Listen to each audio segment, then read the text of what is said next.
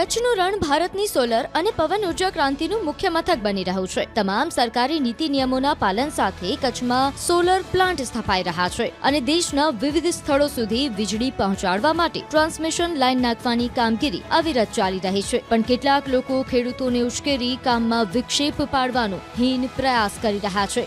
Transmission લાઇનો અમુક ખેડૂત કે સરકારી જમીનમાંથી પસાર થાય છે અને તેને સરકાર દ્વારા નક્કી કરાયેલા નિયમો મુજબ જમીનનું વળતર પણ આપવામાં આવે છે। જો કે વીજ લાઇન જેમના ખેતરમાંથી પસાર થાય છે તેવા ખેડૂતો વિરોધ કરવામાં ઓછા હોય છે, પણ જેમને કંઈ લેવા દેવા ન હોય તેવા લેભાગુઓ વિરોધનો ઝંડો પકડી ખેડૂતોને ગેરમાર્ગે દોરે છે। આ પ્રકારનો વિરોધ કરનારા સમગ્ર દેશને નુકસાન પહોંચાડે છે। માત્ર ખેડૂતોના હિતની વાત કરીને આવા લોકો માત્ર લાભના રોટલા શેકે છે। પોતાના સ્વાર્થ ખાતર વિરોધ કરાવનારા આવા લોકોથી સાવચેત રહેવાની જરૂર છે। કેટલાક લોકો વ્યક્તિગત સ્વાર્થ કે રાજકીય લાભ ખાટવા વિરોધ કરે છે, જેમનાથી માત્ર કચ્છને નહીં પરંતુ સમગ્ર ગુજરાતના ભવિષ્ય સાથે અન્યાય થાય છે। નક્કી એ નિર્દોષ ખેડૂતોએ પણ કરવું પડશે કે કોઈના સ્વાર્થ ખાતર આપણે આપણા પગ પર કુહાડો કેમ મારી રહ્યા છીએ। આ વીજળી સીધી સરકારના વીજ ગ્રીડ સુધી પહોંચશે અને કોઈ પણ પ્રકારના ભેદભાવ વિના તમારા ઉપયોગમાં આવશે અને આ ઉર્જા માત્ર ઉદ્યોગને ફાયદો પહોંચાડે છે એવું નથી, પરંતુ ખેડૂતો અને સામાન્ય નાગરિકોને તેનો સીધો લાભ મળશે।